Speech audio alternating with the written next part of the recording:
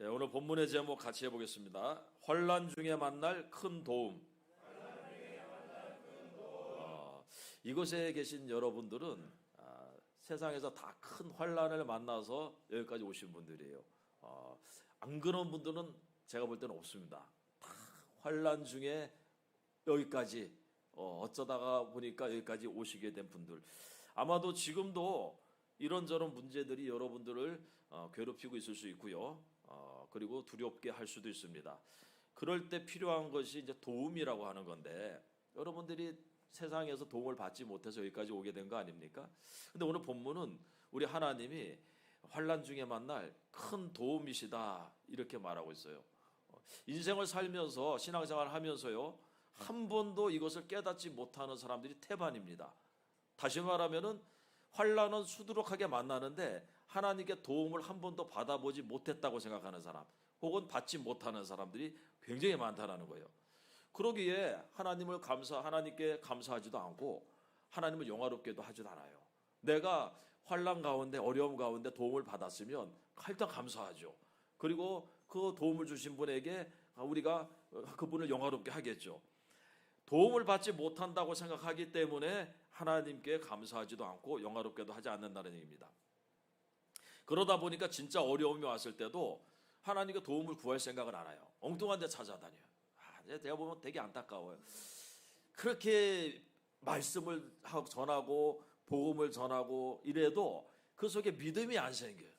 아니, 어려움 있을 때 제일 먼저 하나님께 나아가서 하나님의 도움을 구해야 되는데 그것처럼 확실한 게 없는데 오히려 하나님은 제외시켜 놓고 엉뚱한 데 찾아다녀. 그런 거 보면서 저리도 믿음이 안 들어갈까. 그게 참 믿음은 선물이고요, 믿음은 참 귀한 거예요. 오늘 이 말씀을 듣고 여러분들 좀 하나님을 의지하고요, 그 하나님한테 도움도 받아보고 그리고 감사도 해보고 영화롭게도 해보시기 바랍니다. 신앙인들에게 있어서 이런 환난이라고 하는 것은 그래서 선순환이 있어요. 좋은 쪽으로 이게 순환이 이루어져요. 믿음 있는 사람들에게 환난이 오면 믿음 있는 사람은 하나님을 의지하게 되고요, 그리고 하나님을 의지하면 하나님이 도와주세요. 주의 이름을 부르는 자마다 하나님께서 구원하시리라 약속을 한 대로 도와주십니다. 그 도움을 받고 나면은 하나님을 만나게 되죠. 살아계시구나, 정말로 저 앞에서 맨날 하나님 얘기하는데 그 하나님은 계시구나. 그러니까 더 믿음이 더 강해져요. 믿음이 강해지니까 그 다음에 환난이 왔을 때는 또 하나님을 의지하게 돼요. 의지하면 또 도움을 받아요. 도움을 받으니까 더 믿음이 더 생겨. 이게 환난의 선순환, 좋은 쪽으로 순환이 되는 겁니다. 근데 대부분의 사람들은요, 환난의 악순환이 돼버려요. 환난이 오면 일단 왜 나한테 이런 일이, 하나님이 계시다면 왜 내게 이런 일이 생겼는가 하면서 믿음이 떨어져 버려요. 믿음이 떨어지니까 환난을 막아내질 못해버려요. 그러니까 도움을 못 받아요. 그것뿐만 아니라 원망, 불평, 의심을 하게 돼요. 그 이스라엘 사람들처럼. 그러니까 계속해서 하나님과의 관계가 악순환이 돼버려요. 안 좋아진다는 얘기입니다. 그러니까 하나님은 또 그런 사람들을 징계하죠. 자기 백성이니까 깨달으라고 징계하는데, 징계하면은 믿음이 더 떨어져. 왜 또 나한테 이런 일이 생겨나? 자기를 볼 줄 아는 눈이 없어요. 우리는 환난을 통해서 하나님을 의지하고 그리고 그러므로 도움을 받고 그래서 더 큰 믿음으로 나가야 돼요. 그런 사람에게는요, 환난이라고 하는 게 인내를 가져오고, 인내가 연단이 소망을 이루게 된다. 그래서 똑같은 환난인데도 어떤 사람은 환난을 통해서 더 상태가 안 좋아지고 어떤 사람은 환난을 통해서 더 믿음이 강건해진다. 똑같은 환난인데 어떻게 그럴 수가 있느냐? 우리가 여러분들 그 가운데 하나님을 만나느냐, 하나님께 도움을 받느냐 아니냐, 그 차이에 있습니다. 자, 여러분들 그 성경은요, 그런 환난 가운데 하나님의 도움 받은 사람들의 간증과 고백으로 가득해요. 성경만 그런 게 아니라 제 인생도 그러고 우리 목사님의 인생도 그러고 수많은 사람들이 환난 가운데 하나님의 도움을 받은 사람들입니다. 하나님의 사람들이 얼마나 큰 환난을 당했었고 또 하나님께서 그들을 어떻게 그 환난에서 건지셨는지 그거를 성경에 기록하고 있습니다. 그런데도 한 번도 그런 도움을 받아보지 못하는 사람들이 있다. 참 안타까운 일이죠. 아니, 받아봤는데도 모른다. 안타깝죠. 남들은 다 지금 이 어려운 때에 코로나로 인해서 어려워서 국가재난지원금 받고서 도움 받고서 살고 있는데 그런 게 있는 줄도 몰라가지고 신청도 못하는 사람이 있다면 얼마나 안타깝습니까? 근데 딱 우리가 그래요. 정말로 도움받고 살아가는 사람들이 너무 많은데 하나님께 그런 걸 받지도 못하고 알지도 못하는 사람들이 있다는 얘기입니다. 우리가 읽은 이 시편 46편은요 루터의 시다. 루터가 쓴 시가 아니라 루터가 즐겨 읽던 시, 묵상하던 시다. 그래서 루터가 가장 좋아하는 시였습니다. 루터가 왜 이 시를 좋아하느냐? 환난을 많이 만났거든.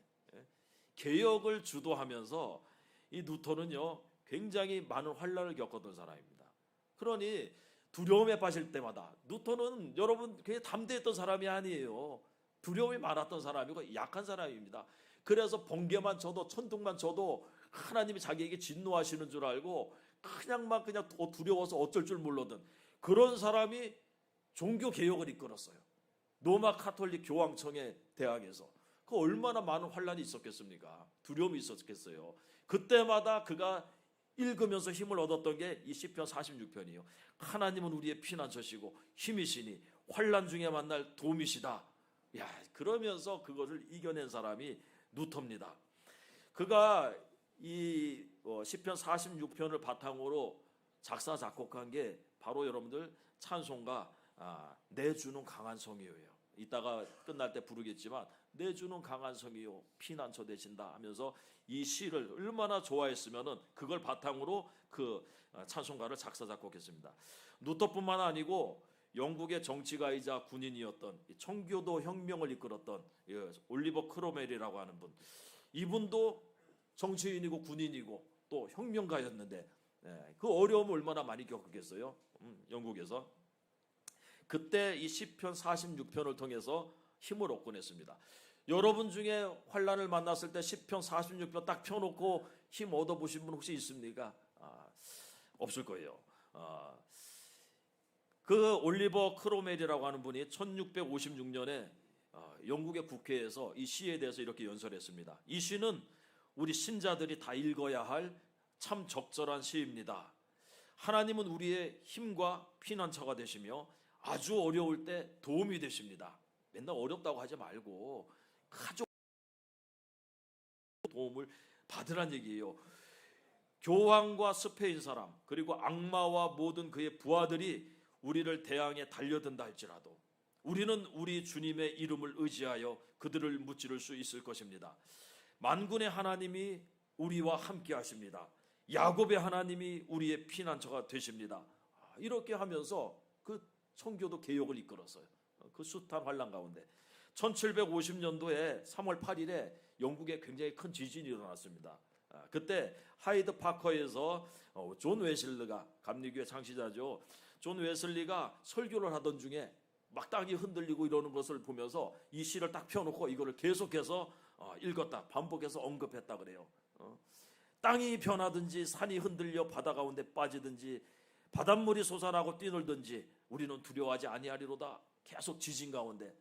그렇죠. 이 시 자체가 그냥 골방에서 쓴 게 아니에요. 굉장히 큰 어려움을 겪고 환난을 통과한 사람들이 우리 하나님은 환난 중에 만날 도움이시다라고 써놓은 거예요. 그래서 우리도 이 시를 읽으면서 힘을 얻는 겁니다. 우리 가나안 교회도요 2020년도면은 재작년이죠. 코로나 처음 터졌을 때 그리고 점점 코로나가 번져나갈 때 그 신천지 발로 그냥 난리 났을 때 있잖아요. 그때 2월 23일에 코로나가 급격히 확산돼 가지고 두려움 가운데 교회들이 비대면으로 알아서들 그냥 비대면으로 전환하고 교회 폐쇄하고 이랬잖아요. 그때 우리라고 안 두렵겠습니까? 두렵죠. 게다가 여기는 쉼터잖아요. 공동체 생활하잖아요. 한 명 걸리면 다 퍼져버리죠. 일반 교회에 두려운 거는 아무것도 아니에요. 여기는 그 사람들은 그냥 그 걸리면 그거에 대해서만 하면 되죠. 우리는 걸렸다가는 구청, 시청 신경 쓸 게 한두 가지 아니죠. 이 책임은 저는 그냥 끝나는 거지. 그 당시에 걸렸으면은. 그럴 때 우리가 이 시를 교독하면서 현장 예배를 사수했죠. 여러분들은 생각이 안 날지 있겠지만 그 당시 2020년도 2월 23일 그때 주보를 딱 펴시면은 알 겁니다. 바로 이 교동문 24문이거든요. 거기에 이게 시편 46편이 있습니다. 그렇게 그걸 교독하면서 우리가 담대하게 예배를 드리고 1년 10개월 동안 현장에서 이곳에서 모여서 항상 예배를 드렸어요. 그러다가 작년에 드디어 10월 25일에 코로나가 터졌죠. 그래서 저를 비롯해서 대다수 우리 여러분들하고 직원들하고 해서 80명이 넘게 확진이 다 됐고, 그래서 다 흩어져서 쉼터를 폐쇄하고 생활치료실로 가가지고 그러죠. 얼마나 그 두려움이었어요. 그리고 2주 만에 다시 모여서 11월 7일에 여기서 제가 설교를 했죠. 그때 했던 교동문도 역시 시편 46편 제 24문이었습니다. 하나님은 우리의 피난처시요 힘이시니 환난 중에 만날 큰 도움이시라. 감당하기 어려운 일을 겪게 될 때요, 신앙인들은 이 말씀 붙들고 이겨내는 거예요. 야, 우리의 도움이 도대체 어디서 올까? 천지를 지으신 여호와에게서로다. 이게 믿음 있는 사람의 특징이에요. 야, 아무리 봐도 나 도와줄 데가 없다, 절망하고 낙담하는 게 아니라 그 순간에 하나님께 눈을 들고 하나님께로 가서 도움을 청하는 거예요. 하나님 도와주십시오. 그렇게 해서 우리 교회가 여기까지 와 있는 거 아닙니까, 여러분들? 9.11 테러가 일어났을 때 얼마나 미국이 큰 충격에 빠졌습니까? 그게 2001년도가 그렇죠. 부시 대통령이요, 그 9.11 테러가 일어났을 때 거기 현장에서 추도사를 할 때 한마디도 다른 말 하지 않고 시편 46편을 쭉 읽고서 내려갔어요. 무슨 말을 더 하겠어요? 세계 최고의 시스템을 자랑하는 미국이 그 방공망이 속수무책으로 무너지면서, 야, 우리 아무것도 아니구나. 우리가 무기를 의지할 것도 아니고 과학을 의지할 것도 아니고 우리의 힘을 의지할 것도 아니고 우리의 도움은 하나님밖에 없구나. 그래서 이 시편 46편을 갖다가 읽고서 그냥 내려갔습니다. 기독교는 환란이 없는 종교가 아니에요. 환란 많습니다. 환란 중에 하나님을 만나고 하나님의 도움을 받는 그 종교가 기독교 아니에요. 이 시 역시요, 그냥 골방에서 그냥 쓴 시가 아닙니다. 이거는요, 굉장히 특별한 사건을 배경으로 하고 있어요. 그게 뭔가면은 히스기야가 가장 어려움을 당했을 때 그 환란 이후에 하나님의 도우심을 받고서 쓰여진 시가 이 시입니다. 당시 히스기야와 유다가 얼마나 큰 환란을 만났습니까? 전혀 대항할 힘이 없는 그런 상태. 아수르라고 하는 나라가 쳐들어왔는데 적군은 그냥 너무 강해요. 그래가지고 예루살렘이라고 하는 성을 포위하고 있습니다. 남은 인구는 그거밖에 없어요. 말 2,000피를 빌려줄 테니까 싸우러 나오라. 적에서 막 조롱을 해요. 그때 이 히스기야가 뭐라고 하냐면은, 오늘은 환난과 책벌과 능욕의 날이라 아이를 낳으려 하나 해산할 힘이 없음 같도다. 자기 처지를 그렇게 표현했습니다. 여러분들 이런 처지에 당해보신 분들 아마 있을 수도 있을 거예요. 아이를 낳고자 하는데 힘이 없어. 절망적이죠. 이거는 뭐 지금처럼 산부인과가 있는 것도 아니고 고대 시대 때 아기를 낳아야 되는데 해산할 힘이 없다 그러면 그냥 죽는 거예요. 산모도 죽고 아이도 죽고, 그런 표현을 하고 있습니다. 그 당시 아수르 왕 그 사네립의 비문, 성경에는 나오지 않지만 그 당시 그 공격했던 아수르의 비문에 의하면은 사네립은 유다 성읍 46개를 정복하고 20만 명 이상의 유다 사람들을 포로로 잡아간 상태예요. 그러니까 우리가 그 히스기야가 당한 그 어려움을 보면은 그냥 그것만 보고 아유 어렵구나가 아니라, 거기까지 몰릴 때는요, 예루살렘까지 몰릴 때는 이미 다 점령당하고 그냥 궁지에 몰리는 거야. 더 이상 이제는 끝이다 하는 그런 상황까지 그 히스기야와 유다가 그런 공경에 처했었습니다. 이 사건이 유다 역사에서 얼마나 중요한지 열왕기 하에 나오고 그리고 역대 하에 나오고 이사야서에 똑같은 내용이 3번이나 기록이 돼 있어요. 그만큼 이 시는 하나님이 우리의 피난처시고 힘이시라고 이게 그냥 말하는 게 아니라, 그런 가운데서 하나님께서 그들을 건져주셨기 때문에 담대하게 그 다음에 그렇게 고백할 수 있는 거예요. 그러면서 환난에서 벗어난 자들이 하나님을 피난처와 힘과 도움으로 고백하는 시입니다. 우리 2절 3절 한번 같이 읽어보겠습니다. 2절 3절 시작. 그러므로 땅이 변하든지 산이 흔들려 바다 가운데 빠지든지 바닷물이 솟아나고 뛰놀든지 그것이 넘침으로 산이 흔들릴지라도 우리는 두려워하지 아니하리로다. 아멘. 여러분들 이렇게 고백할 수 있는 사람은 누구예요? 큰 환난 가운데 큰 도움을 받고 통과한 사람. 환난이 앞에 있는데 이렇게 말할 수 있어요. 땅이 변하든지 산이 흔들려 바다 가운데 빠지든지 난 두렵지 않다. 바닷물이 뛰놀아도 두렵지 않고 막 산이 흔들려도 난 두렵지 않다. 어떻게 그렇게 말할 수 있습니까? 지금 이 고백하는 사람은요, 환난 중에 엄청난 도움을 받고 통과한 사람들이에요. 그러니까 두려울 게 없는 거예요. 지금 환난을 앞두고 있는 사람이 아니라 통과한 사람이라는 얘기입니다. 요한계시록 7장에는 흰 옷을 입고 큰 환난에서 나오는 사람들의 찬송이 기록됐습니다. 큰 소리로 외쳐 이르되 구원하심이 보좌에 앉으신 우리 하나님과 어린 양에게 있도다. 자, 큰 환난에서 나오는 사람들, 이 사람들이 구원하심이 하나님께 있다, 어린 양에게 있다 외치고 있습니다. 출애굽기 15장에도 홍해를 가른 다음에 했던 노래가 나와요. 뭐라고 써 있습니까? 여호와는 나의 힘이시요 노래시며 나의 구원이시로다. 그는 나의 하나님이시니 내가 그를 찬송할 것이요 내 아버지의 하나님이시니 내가 그를 높이리로다.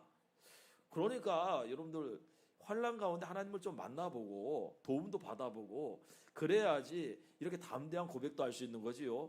맨날 그 앞에서 절망하고 낙담하면요, 환난이 올 때마다 이렇게 말할 수 없어요. 말할 수 없습니다. 성경은 환난 중에 만난 도움으로 기뻐하는 사람들의 찬송이 많이 나와요. 다시 말하면은 그냥 이 성경에 나온 사람의 믿음이 갑자기 좋아진 게 아니라 이런 환난을 통해서 도움을 받고 그리고 더 믿음이 담대해지고 또 하나님을 의지하고 또 환난을 통과하고 이러면서 믿음이 점점 강해져서 나중에는 아브라함이 하나님 앞에 독자 이삭을 드릴 정도로 그런 믿음까지 올라가는 겁니다. 그러니까 시작이 중요해요. 시작. 처음에 첫 단계 한 번 경험하고 나면요, 그 다음에는 그렇지 그때 하나님께 도움을 받았었지 하고서 또 갈 수가 있어요. 한 번도 안 해봤기 때문에 하나님을 의지하지 못하는 거예요. 매번 되지도 않는 곳에 가가지고 도움을 구하러 다녀요. 매번. 우리 하나님은 성경 속의 하나님도 아니고 상상 속의 하나님도 아닙니다. 정말로 수많은 사람들이 그분의 도움을 받아서 지금 여기까지 오고 있어요. 우리 하나님은 지금도 우리를 도우시고 우리의 찬양받기를 원하시는데요, 때로는 우리를 궁지로 몰아갈 때가 있지 않습니까? 왜 그러는지 몰라요. 아까 얘기했지만 히스기야는 그 이사야서에 나오는 그 사건 자체가 궁지에 완전히 다 몰려가지고 예루살렘 안에 포위되어 있을 때입니다. 완전히 남은 유다가 다 점령당한 상태. 40개가 넘는 성읍을 다 빼앗기고 20만 명 이상의 백성들이 다 포로로 끌려가고 남은 게 없어요. 이제 예루살렘 거기에 하나에 모여 있는 거예요. 끝이죠. 그때 하나님이 도우셨습니다, 여러분들. 그러니 그 히스기야가 그 후에 얼마나 담대해졌는가 우리가 볼 수 있죠. 하나님께서 우리를 이렇게 막다른 길로 몰고 가실 때는요, 하나님을 만날 필요가 있다는 거예요. 하나님의 일하심을 볼 필요가 있습니다. 그래서 그 하나님의 하나님 되심을 알고 그분을 높이라. 오늘 시편 46편에 10절에 그 말씀이 나오지 않습니까? 같이 한번 읽어보겠습니다. 10절 시작. 이르시기를 너희는 가만히 있어 내가 하나님 됨을 알지어다. 내가 문나라 중에서 높임을 받으리라. 내가 세계 중에서 높임을 받으리라 하시도다. 그러니까 가만히 있어서 하나님 되심을 한번 봐라. 하나님이 어떻게 역사하나. 하나님께 구하기만 해요. 도움을 구해요. 그 하나님이 그 다음에 어떻게 하실지 맡겨버려요. 우리 교회는 환난이 많은 교회예요. 환난이 많다는 것은 역으로 하나님의 도움을 많이 받았다는 거예요. 그죠? 도움을 받지 못했으면 우리는 벌써 끝났어요. 36년 전에 588에 교회 세울 때 이미 끝났어야 돼. 그런데 여기까지 있는 것은 많은 환난 중에서도 하나님의 도움을 많이 받았다는 거예요. 우리 목사님은 처음부터 이 오늘 본문의 약속, 환난 중에 만날 큰 도움이시다, 이 약속을 받은 분입니다. 인생의 가장 큰 환난을 만났을 때가 42살. 42살에 정말로 알코올 중독자에서 그 빚 정말 수없이 감당할 수 없는 빚을 지고 사기꾼처럼 몰려가지고 그래서 도망 다니고 있을 때, 그때 기도원에 숨어들어서 거기서 예수님 만나지 않았습니까? 아무도 의지할 리가 없고 아무도 도와줄 사람이 없고 철저히 혼자일 때, 이럴 때 하나님이 오신다니까요. 야곱이 하나님을 만난 것도 베델에서 딱 그럴 때 아닙니까? 고향 떠나서 의지할 곳 없고 의지할 사람 없을 때 하나님 기다리고 계세요. 환난 날에 나를 부르라. 내가 너를 건지리라. 근데 그 순간에 못 만나는 사람이 태반이에요. 근데 다행히 우리 목사님은요, 하나님께서 특별한 은혜 가운데 만나 주셨습니다. 그때 양손과 양발에 못이 박혀서 매달린 채로 환상 가운데 나타나지 않았습니까? 기도원에서. 천견 예수의 예자도 모르던 사람이 빚쟁이 피해서 기도원에 도망가서 거기서 만났어. 그때 했던 얘기가 뭔가 하면 예수님이 그런 모습으로 나타나서 했던 말씀이 내가 너를 도우리라 이거예요. 내가 너를 도우리라. 환난 가운데 있지, 내가 너를 도와주겠다. 내가 환난 중에 만날 도움이 돼주겠다. 이 약속을 그날 받았어요. 환난을 없애주겠다는 게 아니고 도와주겠다는 거예요. 그 약속대로 그 후에도 많은 환난들이 있었습니다. 개인적으로 우리 목사님 개인적으로 수많은 환난들이 있었고 또 교회적으로도 많은 환난이 있었지만 그때마다 하나님께서 도와주셨고요. 여기까지 우리가 온 줄 믿습니다. 야곱도 마찬가지예요. 야곱도 환난을 많이 겪었던 사람. 그래서 그가 인생 마지막에 하나님을 가리켜서 뭐라고 부릅니까? 나를 모든 환난에서 건지신 하나님. 왜 나한테 이렇게 어려움이 많습니까? 그렇게 말하지 말고 우리 목사님도 많았어요. 여러분보다 더 많았습니다. 야곱은 더 많았어요. 그럴 때 그 환난에서 도우시는 하나님을 만나고 더 믿음이 견고케 되어지고 그래서 하나님을 영화롭게 하고 찬송하고 이게 우리의 삶이 돼야 되지 않겠어요? 환난이 반가운 사람은 아무도 없습니다. 할 수만 있다면 환난 받지 않고 천국까지 가면 제일 좋겠지요. 그런데 바울은 뭐라고 얘기하냐면은 우리가 하나님의 나라에 들어가려면 많은 환난을 겪어야 할 것이다. 이렇게 말하고 있어요. 안 보고 믿는 게 복돼요. 안 보고 믿는 게. 그런데 믿음이 없으면 보고서라도 믿어야 돼요. 예수님이 하신 말씀 아닙니까? 창자국과 못자국을 만져보고서라도 믿음이 없는 자가 되지 마라. 보지 않고 믿는 믿음이 중요하지만 환난이 없이 가면 좋지만 환난이 있다면 환난 가운데 오히려 하나님의 도움을 받고 주님 만나고 그 믿음이 견고해져라. 이렇게 말하고 있다는 얘기예요. 다윗은 그야말로 환난을 많이 겪었던 사람이 아니었습니까? 그 사람들은요 다윗 환난 겪을 때마다 다윗을 조롱하는데 이 뭐라고 조롱했냐면 야, 네 하나님이 어디 있느냐? 야, 하나님이 있다면 너 왜 그래? 이렇게 조롱했어요. 다윗이. 그럴 때도 다윗은요 뭐라고 했습니까? 하나님을 의지하면서 하나님의 도움을 받고 있었어요. 그래서 천하의 다윗이 되고 하나님 마음에 합한 자가 될 수 있었던 거예요. 그가 하나님 찬송할 때마다 고백했던 게 나의 힘이 되신 여호와요, 나의 도움이 되신 여호와, 산성이시고 내 피난처가 되신 하나님. 어려움 겪을 때마다 하나님께 피했으니까 그런 사람이 돼야 된다는 얘기입니다. 이번에 저도 집을 이사하면서 참 뭐 이런저런 뭐 해야 될 게 많았잖아요. 근데 이번에는 그 4년 만에 이사하는 건데 우리 성찬이가 아들이 많은 도움을 줘서 그래서 그런 것을 경험하면서 야, 애들이 많이 컸구나. 이제 도와줄 수도 있고 예전 4년 전만 해도 뭐 저랑 집사람이나 둘이 다 했는데 이제는 아이들이 힘이 되더라고. 그러면서 그냥 힘이 아니라 이제는 힘든 거는 아들님이 다 시키니까 큰 힘이 되더라고. 그 생각을 하면서 이사를 하는데 이 말씀이 떠오르는 거예요. 큰 도움이 되신다. 우리 아들이 큰 도움이 됐다. 그 말씀이 성경 46편에 시편 46편이잖아. 딱 찾아봤지. 했더니 야, 이 말씀이 새롭게 보여. 야, 하나님이 우리의 큰 도움이 되신대요. 아니 옆에 있는 사람도 도움이 될 때가 있고 큰 도움이 될 때가 있는데 하나님이 우리의 큰 도움이 된다 그러면 도대체 어느 정도 도움일까? 대단한 거죠. 여러분들 성경에요 도움된다는 얘기는 많이 있어요. 하나님이 우리의 도움이 되신다. 그런데 큰 도움이라고 하는 표현은 여기가 유일해요. 여기밖에 없습니다. 이 사실에서 우리가 알 수 있는 것은 당시에 히스기야와 유다가 당했던 환란이 얼마나 컸었는지를 우리가 알 수 있죠. 얼마나 큰 환난을 겪었으면 그 환난을 통과하고 나서 하나님을 향해서 그분은 환난 중에 만날 큰 도움이시다 이렇게 고백하겠습니까?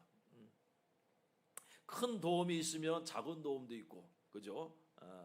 또 그렇지 않은 경우도 있을 거예요. 뭐 우리 저는 딸도 하나가 있는데 우리 딸내미는 이사하는데 아무런 도움이 안 돼서 큰 도움도 아니고 작은 도움도 아니고 별 도움이 되질 못했어요. 그냥 걔는 열외 왜 힘이 없으니까. 저는 우리 하나님이 그런 분이라고 생각하지 않아요. 하나님은요 무능한 분도 아니고 힘이 없는 분도 아닙니다. 우리를 도울 수 없는 분도 아니에요. 그분은요 성경은 그분의 힘을 뭐라고 얘기하냐면 따라해 보십시오. 전능하시다 그래요. 그리고 전지하시다 그래요. 그 전능하신 힘을 가지고 우리 인생에 개입해서 우리를 돕는 거를 섭리라 그래요. 섭리. 하나님의 섭리. 놀랍죠. 하나님께 있어서 문제는 그 전능한 힘을 가지고 어떻게 드러나지 않게 우리를 돕느냐, 어떻게 우리 인생에 개입하느냐, 이게 하나님께 문제예요. 다시 말하면 우리 문제에 개입하시고 우리를 돕는데 이분이 눈에 띄게 하질 않아요. 오른손이 하는 걸 왼손이 모르게 하셔요. 그러니까 많은 사람들이 도움을 받고서도 하나님이 도와줬는지를 몰라요. 믿음의 눈으로 보지 않으면은 하나님의 도우심을 받고서도요 우연이지. 아이고 저 사람이 도와준 거지. 이렇게 생각할 수 있습니다. 그런 사람은 하나님이 우리에게 일거리를 줘도, 우리에게 소득을 줘도, 우리에게 건강을 주고 일할 수 있는 힘을 줘도요 하나님께 감사하지 않아요.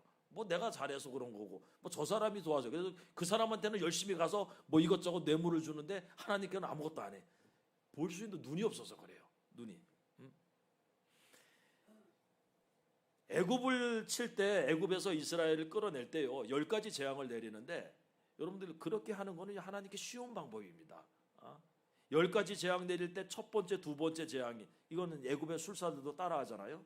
피재앙, 개구리 재앙.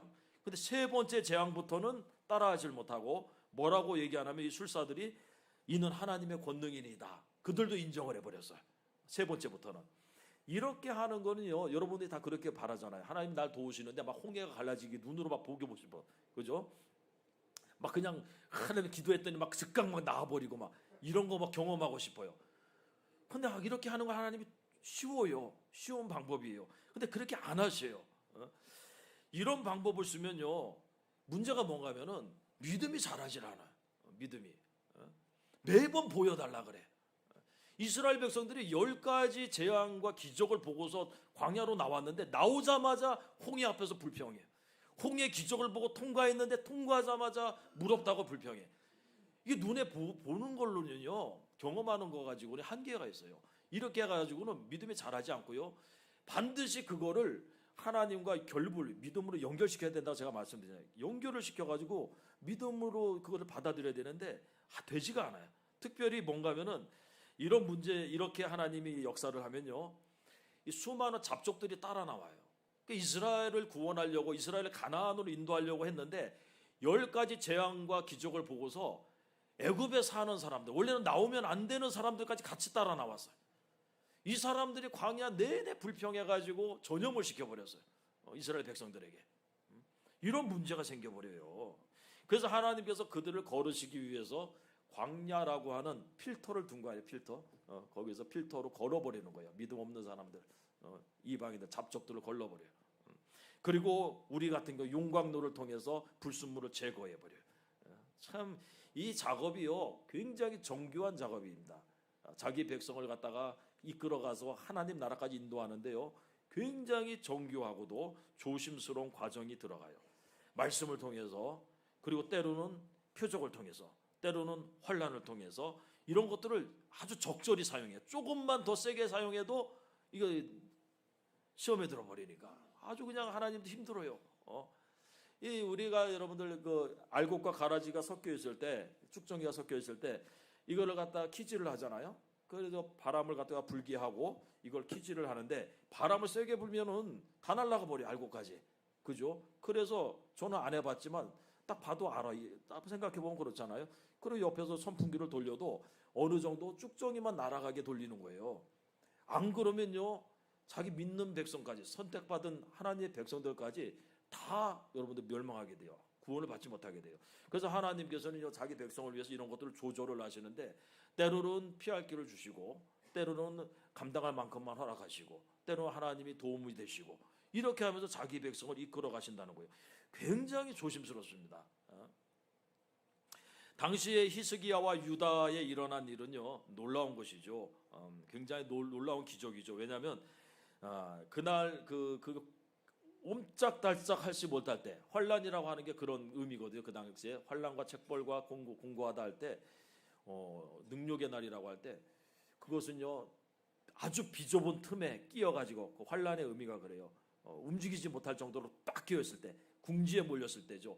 뭐 사방을 봐도 이거는 길이 없어요. 방법이 없어. 그런 상태를 환란이라고 얘기해요.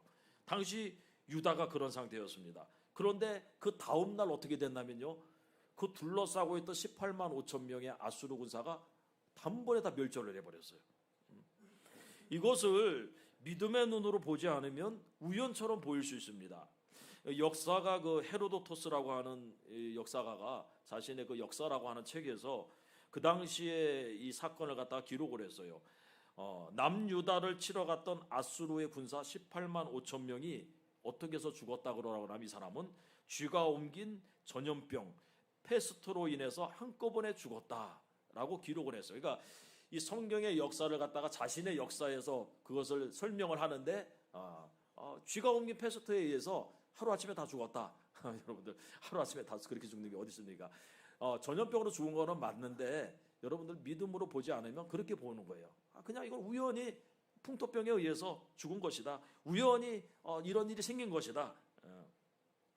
아마도 그 당시에 살아남았던 사내립도 그렇게 생각했을 거예요. 그런데 진짜 그 도움을 받았던 그 사람들은 이게 하나님께서 도우셨다는 걸 명백히 알았는데, 왜 그런가 하면은 그 전에, 그 일이 있기 전날 하나님께서 미리 말씀을 해버렸어요. 저 사람들이 이 성에 이르지 못할 것이고, 화살도 쏘지 못할 것이고, 방패도 세우지 못하고, 토성을 쌓지도 못하고, 오히려 그냥 돌아가게 될 것이다. 내가 나의 종 다윗을 위해서 이 성을 보호하여 구원하리라 하는 말씀이 전날 이사야를 통해서 히스기야에게 전달이 돼버렸어요. 그리고 다음 날 아침에 일어나 보니까 다 시체가 돼버린 거예요. 그러니까 이게 쥐를 통해서 옮겼든지 페스토로 전염병이 됐든지 간에 그 일을 하신 분은 누구예요? 하나님이시라는 거예요. 그죠? 애굽에 수많은 재앙이 내리는데 개구리가 올라왔다, 뭐 우연이다, 아니요. 그 전날 개구리가 재앙이 있을 거라고 말했기 때문에 이걸 하나님이 하신 거예요. 사도행전에 보면 사도 바울을 태운 배가 유라굴로라고 하는 광풍을 만나잖아요. 그 망망대해에서 2주 동안을 떠돌아다녀요. 그런데 2주 만에 어떤 섬에 도착하게 돼요. 우연처럼 보이죠. 사람 배가 떠돌아다니다가 뭐 어디 섬에 도착할 수도 있죠. 우연처럼 보여. 그런데 하나님께서 미리 말씀을 하셨어. 한 사람도 목숨을 잃지 않을 것이다. 그리고 그 섬이 어디 섬인가 하면, 그 배가 로마로 가는 배였는데 로마 바로 밑에 있는 섬에 도착했어. 그러니까 여러분들 우연이라고 생각하면 다 우연처럼 보이지만, 하나님의 역사에는요 우연이 없어요. 하나님이 섭리한다 그래. 섭리, 일을 하신다는 거예요. 이런 일들은 비일비재해요. 성경은 다 그래요. 요셉의 인생을 보십시오. 17살의 나이에 아버지 심부름 갔다가 형들에게 팔려가지고 애굽에 가요. 거기서 종살이 하다가 여주인의 모함에 의해서 옥살이를 해요. 그 옥살이 하다가 거기서 술 맡은 관원장을 만나가지고 꿈을 해몽해줘서, 그래서 나중에 2년 만에 바로 앞에 가가지고 바로의 꿈을 해석해줘서, 그래서 총리가 돼요. 언뜻 보면은 그냥 참 드라마틱한 인생이구나. 때마다 그렇게 일이 있을까? 잘 보니까 참 이 인생이 그냥 30살까지는 17살에서 30살까지 인생이 막 꼬이는구나, 이 사람도. 그러다가 30살부터 이제 풀리기 시작하는구나. 이렇게 우연으로 생각할 수 있습니다. 근데 아니라는 거예요. 왜? 처음부터 시작할 때 요셉에게 꿈을 보여줘. 2가지 꿈을. 그리고 이 앞으로 일어날 일은 하나님의 주권 가운데, 섭리 가운데 일어날 것을 가르쳐 줬어요. 그래서 하나님을 찬송하고 어려울 때 하나님을 의지할 수 있는 거예요. 시편 107편에는 여호와의 인자하심과 인생에게 행하신 기적으로 말미암아 그를 찬송할지로다. 하나님의 인자하심이 있습니다. 우리 인생들에게. 하물며 하나님을 의지하는 하나님의 백성들에게 왜 하나님이 인자하시게 하지 않겠습니까? 인생에게 행하시는 기적들이 있어요. 우리가 우연이라고 하는 것들, 이런 것들이요, 하나님이 행하시는 기적들이에요. 그걸 우리가 볼 줄 알아야 돼요. 때로는 하나님이 사람을 통해서 우리를 도우시고요, 때로는 상황을 통해서 도우시고, 자연 만물을 통해서 도우셔요. 우연처럼 보이지만 우연이 아닙니다. 하나님께서는 우연을 가장해서 우리를 도우셔요. 그럴 때 우리가 믿음으로 그것을 보면서 문제 해결됐다고, 해결됐으니까 이제 뭐 하나님께 구하지 말아야 되겠다가 아니라 그 도우시는 그 하나님을 믿음의 눈으로 볼 줄 알아야 된다는 거예요. 야, 또 왔다 가셨구나. 내가 어려운데 이번에도 나를 돕고 계시구나. 아침마다 내리던 그 만나가요, 우연이 아니에요. 우연이. 때마다 보내주던 메추라기가 우연이 아니에요. 우리가 맨날 빵 먹고 음료수 마시는데 우연이 아니에요, 여러분들. 제가 지난번 말씀드렸잖아요. 우리 넌 들어오기 시작한 거, 지금 이게 엄청 인기가 많은데, 넌 들어오기 시작한 게 딱 제가 그 전주에 사무실 직원 회의 때, 야, 우리 우유라도 그냥 좀 급식비 있으면 우유라도 사서 음료수 좀 먹게 하자. 그 얘기 하자마자 그 다음 주부터 들어왔어. 우연이 아니라는 거예요. 저는 명확히 하나님이 우리 하나님을 사랑하셔요. 여러분처럼 매일 예배하는 자리에 와서 어찌됐거나 앉아서 하나님 앞에 예배하고 말씀 듣고 이러는 데가 없어요. 그 하나님 우리를 인자하게 대하시고 불쌍히 여기셔요. 그러니 우리가 원하는 걸 공급해 주시는 겁니다, 여러분들. 그렇습니다. 우리는 이러한 것을 섭리라고 부르는데, 에스더서에 보면요, 이 하나님의 섭리가 보여요. 에스더서는 유다인들이 어떻게 그 대적 가운데서, 대적들에게서 벗어났는지를 기록하고 있잖아요. 그래서 얼마나 유다인들이 궁지에 몰려요. 한 날을 정해서 유다인들 다 죽여도 된다. 그 이방인들이 그렇게, 그 가운데 하나님이 역사하는 과정을 기록하고 있습니다. 근데 놀랍게도 에스더서를 여러분들이 한번 나중에 읽어보세요. 10장까지밖에 없으니까 쭉 읽다 보면은 거기에 하나님이라고 하는 이름이 한 번도 안 나와요. 하나님이라고 하는 이름이 없어요. 그리고 여호와라고 하는 이름도 없어요. 주라고 하는 이름도 없어요. 그러니까 하나님과 관계된 이름은 하나도 나오지 않아, 거기 에스더서에. 그리고 오히려 우연처럼 보이는 일들로 가득해요. 근데 이 에스더서를 쭉 읽고 나면요, 하나님이라고 하는 단어가 없는데도 하나님이라고 하는 단어를 굉장히 많이 본 것 같은 느낌이 들어요. 우연이 아님을 가르쳐주고 있기 때문에 그렇습니다.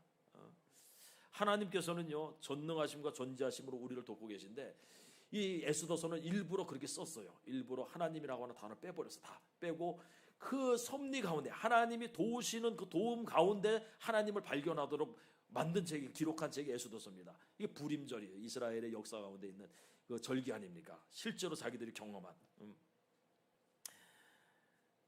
하나님은 우리를 지금도 전능하신 뿐만 아니라 전지하심으로 돕고 계신데, 욥의 고백처럼 그가 왼쪽에서 일하시지만 내가 만날 수 없을 수 있고, 그가 오른쪽에 있지만 돌이키도 배울 수 없을 수 있습니다. 왜냐하면 하나님은 우리를 도우시는데 먼저 앞서 행하세요. 멀리 몇 걸음 몇 수 앞에서 행하셔요. 내 눈은 안 보여. 그리고 내 뒤에서 도우셔요. 왼쪽 오른쪽 봐도 안 보일 수 있어요. 그렇다가 안 도우시는 게 아니에요. 성경은 우연이라고 하는 말을 잘 사용하지 않아요. 유일하게 우연히 이런 일이 일어났다라고 사용한 부분이 있는데 그것도 우연이 아니에요. 롯이라고 하는 그 여인이 우연히 엘리멜렉이라고 하는 자기 친족, 자기 남편 될 사람이었죠. 자기는 몰랐지만 그 밭에 가가지고 이삭 줍는 거. 그때 우연이라고 하는 말을 유일하게 한 번 써요. 우연히 롯이 엘리멜렉의 친족 보아스에게 속한 밭에 이르렀다. 거기서 열심히 이삭을 줍다가 보아스를 만나죠, 주인을. 그러면 우연이라고 하는 말 대신에 어떤 말을 많이 쓰냐면 마침, 이런 말을 써요. 마침 때마침. 때마침 룻이 일하는 곳에 보아스가 오고, 희한하죠. 그렇게 열심히 이삭을 줍고 있는데 그때 마침 그 보아스라고 하는 밭 주인이 와가지고 저 소녀가 누구냐? 그렇게 해가지고 연결이 돼요. 이 우연이 아니죠. 마침 사울이라고 하는 사람이 밭에서 소를 몰고 오다가 백성들이 통곡하는 소리를 들어요. 그때 마침 길르앗 야베스 사람들이 사신을 보내가지고 궁지에 몰려있다. 우린 죽었다. 다 눈을 뽑히게 생겼다. 그 해필 그때 사울이 왕이 됐을 때요. 해필 그때 마침 왕이 됐을 때 사울이 백성들이 우는 소리를 듣고 그 마침 그때 성령이 임하고 그때 구원을 해가지고 왕으로 자리매김하고 우연이 아니라는 얘기입니다. 마침 예수께서 주무시는데 광풍이 불어. 아니 깨 있을 때 불 수도 있을 텐데. 아니 예수님 배 타기 전에 출발하기 전에 불 수도 있고 그리고 도착하고 나서 그 불 수도 있는데 때마침 배가 출발하고 예수님은 자고 있는데 광풍이 불어. 우리는 그런 걸 보면서 야 이럴 수가 있느냐 막 이러지만 아니요. 하나님께서 역사를 하려고 때를 맞춘 거예요. 마침 요나가 다시스로 가는 배를 타려고 하는데 배가 왔어요. 배가. 마침 롯이라고 하는 사람이 소돔 성문에 앉아 있다가 소돔과 고모라 사람을 멸망시키려고 하는 천사를 영접을 해. 때마침. 이게 성경은요 이런 거 투성이에요. 다윗이 마침 전쟁터에 심부름 갔는데 그때 골리앗이 막 떠들고 있어요. 막 이 하나님을 모욕하고 있어요. 때마침 40일간 밤낮으로 나와서 그렇게 그런 얘기를 했지만 해필 다윗이 거기 있을 때 그런 소리를 듣게 돼. 우연처럼 보이지만요 우연들이 아니라는 걸 아셔야 됩니다. 잠언서 3장 6절에는요 너는 범사에 그를 인정하라. 그리하면 내 길을 지도하시리라. 여러분들의 인생에 여기까지 온 것 자체가 우연이 아닙니다. 하나님의 도우심이 있고 섭리가 있었을 텐데 그거를 좀 봐요. 이제는 좀 보고 아 그렇구나. 나 같은 자에게도 하나님이 돕고 계시는구나. 그러면 그 하나님을 인정을 해야 되고요. 범사에. 그러면 이제는 어려움이 올 때 하나님을 찾아가가지고 도움을 구할 수 있는 거 아니겠어요? 4년 전에 저도 굉장히 큰 어려움이 있었는데 2018년도 2월 22일에 그때 제가 경찰 조사 받으러 다닐 때였거든요. 뭐 굉장히 어려움이 있죠.